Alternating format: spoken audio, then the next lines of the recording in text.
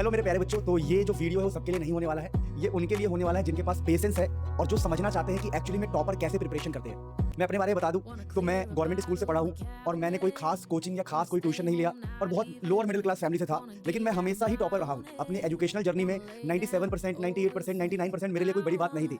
तो मैं अपना एक्सपीरियंस इसमें डालूंगा और आजकल के जो हमारे टॉपर्स है उन सभी टॉपर्स के एक्सपीरियंस को इसमें डालने वाला हूं। अगर आप एक ऐसे बच्चे हो जिसको मसाला चाहिए, जिसको तड़का चाहिए, तो ये वीडियो आपके लिए नहीं होने वाली। ये बहुत एक स्लो फेस वीडियो है, मतलब बहुत स्लो पेस पे चलेगा, लेकिन वीडियो के अंत तक आपको बहुत कुछ जानने को मिलेगा कि क्या एक टॉपर सोचता है वाइल प्रिपेयरिंग। जब वो टॉपर एक प्रिपरेशन कर रहा होता है तो उसके मन में क्या होता है, वो सारी चीज मैंने इस वीडियो में डाला है। टोटल 6 पॉइंट्स बताऊंगा और 6 पॉइंट्स इतने गजब है।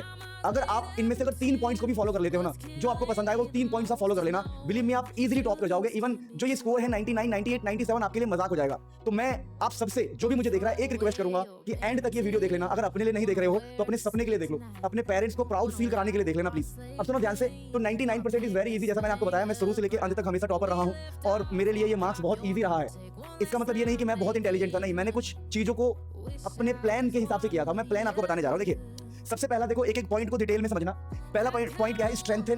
Strengthen your concept. देखो यार, जब तक आप अपने कॉन्सेप्ट को स्ट्रेंथ नहीं दोगे तब तक आप भूल जाओ कि आज के टाइम पर आप क्वेश्चन पेपर को क्रैक कर पाओगे। इवन मैं तो कहता हूं, अगर आप कॉन्सेप्ट को स्ट्रेंथ नहीं दोगे तो आप फेल भी हो जाओगे। तो यहां पर कैसे स्ट्रेंथ देना, ये देखो। डोंट जस्ट फिनिश लेक्चर और वन शॉट। जैसे किसी भी टीचर से आप पढ़ते हो, मान लो आप मुझसे पढ़ते हो या किसी भी टीचर से पढ़ते हो, तो आपने वन शॉट देख लिया या फिर लेक्चर वाइज आपने पढ़ लिया, सिर्फ इससे ज्यादा कुछ नहीं होने वाला। इससे यह है कि हाँ, आपको नॉलेज मिल जाएगी, आप थोड़ा बहुत कॉन्फिडेंट फील करोगे, लेकिन प्लीज सिर्फ इस पे भरोसा नहीं करना है। Understand the concept properly. मतलब जब आप किसी वन शॉट वीडियो या किसी लेक्चर को खत्म करते हो तो एक सेटिस्फैक्शन मिलता है, यार ये चैप्टर भी मेरा खत्म हो गया। तो चैप्टर खत्म करने के चक्कर में नहीं रहना है, हमेशा हमें कॉन्सेप्ट को ध्यान से समझना है, बहुत ध्यान से। उसके बाद क्या करना है? प्रैक्टिस करना है 5 to 6 क्वेश्चंस पर टॉपिक, और ये आपको खुद ही करना है। आप अगर मेरे वन शॉट से पढ़ते होंगे, मेरे लॉन्ग लेक्चर से, तो आप देखते होंगे कि मैं हर टॉपिक के बाद बहुत सारी प्रैक्टिस करवाता हूं। चलो वो तो मैंने करवा दिया, लेकिन आपको खुद भी अलग से करना है। 5-6 क्वेश्चन पर टॉपिक आपको करना ही करना है, मिनिमम 5 क्वेश्चन।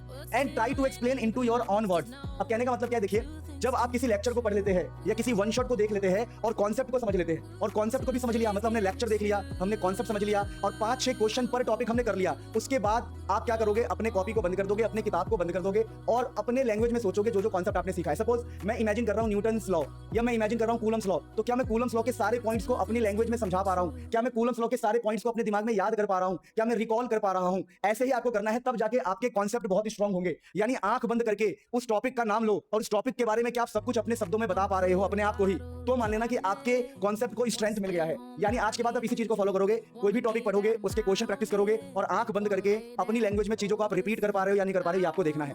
उसके बाद दूसरा पॉइंट क्या है प्यारे बच्चों हमारे पास? दूसरा पॉइंट है मेक एनसीईआरटी योर फाउंडेशन। ये मैं फिजिक्स के लिए नहीं कहूंगा, मैं ये जनरली आपको कहूंगा केमिस्ट्री एंड बायोलॉजी के लिए। केमिस्ट्री और बायोलॉजी के लिए आप एनसीईआरटी पढ़ सकते हो अगर आपके पास टाइम है तो, और अगर आपके पास टाइम नहीं है तो मैं आपको एक सजेशन दूंगा कि आप अगर मेरे लॉन्ग लेक्चर देख रहे हो केमिस्ट्री के लिए या फिजिक्स के मेरे लॉन्ग लेक्चर देख रहे हो तो शायद आपको एनसीईआरटी पढ़ने की नीड नहीं है, अगर आप उस लॉन्ग लेक्चर को अच्छे से पढ़ रहे हो बहुत दिल से तो। लेकिन अगर आपके पास टाइम हो तो प्लीज आई रिकमेंड केमिस्ट्री और बायोलॉजी के लिए आप एनसीईआरटी पढ़ सकते हो, लेकिन जब आपको टाइम अलाउ करे, आपका शेड्यूल, तभी। अब देखिए यहाँ पर पे स्पेशल अटेंशन, दोबारा बोल रहा हूँ, पे स्पेशल अटेंशन टू डेफिनेशंस। कई बार क्या होता है कि एग्जामिनर हमसे बहुत छोटे छोटे डेफिनेशन पूछ लेता है। जैसे पूछ लेता है कि भाई ये बताओ इनेंशियोमर्स क्या है। अब क्लास 12 के बच्चे से पूछ लिया इनेंशियोमर्स क्या है, तो पे अटेंशन टू डेफिनेशंस। देखो एग्जाम में आएगा नहीं आएगा वो बात की बात है, हम यहाँ स्कोर कितना करना चाहते हैं? हम यहाँ स्कोर करना चाहते हैं 99.2, 99.8, 100। तो हमें अपनी तैयारी उसी हिसाब से रखनी है।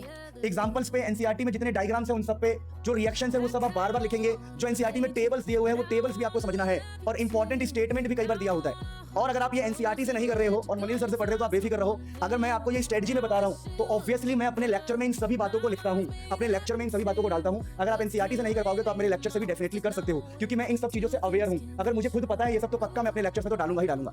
अब बात करते हैं प्यारे बच्चों अगला, चूज रिसोर्स वाइजली। जैसे कई बार होता है ना कि हम फेम के चक्कर में फंस जाते हैं कि भाई वो फेमस है, ये फेमस है। भाई फेम के चक्कर में नहीं पड़ना है, जहां से आपको समझ में आता है उसी के रिसोर्सेज को यूज करना चाहिए। सपोज करो आपको मुझसे समझ में आता है तो आप मेरे लेक्चर्स को देख सकते हो। अगर आप बैच लेने में इंटरेस्टेड हो, लाइक आप 1500 खर्च करना चाहते हो, अगर मुझसे समझ में आता है तो मेरे ही बैच लो। आप फेम के चक्कर में परेशान मत हो, और फिर मेरा ही वन शॉट बुक ले सकते हो, question bank one shot book ले सकते हो, जो एक तरह से क्वेश्चन बैंक है। यानी रिसोर्स बहुत वाइजली चुनना है, ये नहीं कि रैंडमली किसी का भी ले लिया किसी के भी कहने पे। जिससे समझ में आता है, जिससे आपका कनेक्शन बन रहा है, उसी के पास जाओ। अगर मुझसे बन रहा है तो मेरे रिसोर्सेज का यूज करो, और मुझसे समझ नहीं आ रहा तो आप किसी का भी रिसोर्स यूज कर सकते हो, मुझे कोई प्रॉब्लम नहीं है। यानी कहने का मतलब क्या है? Avoid collecting too many books. आपको बहुत सारे बुक्स कलेक्ट नहीं करने हैं, बहुत सारे बुक्स आपके काम भी नहीं आएंगे। क्या करना है? One reliable reference source.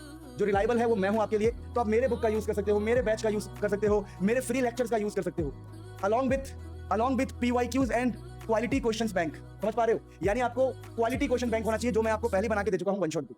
चलिए, focus on understanding pattern and practising important question.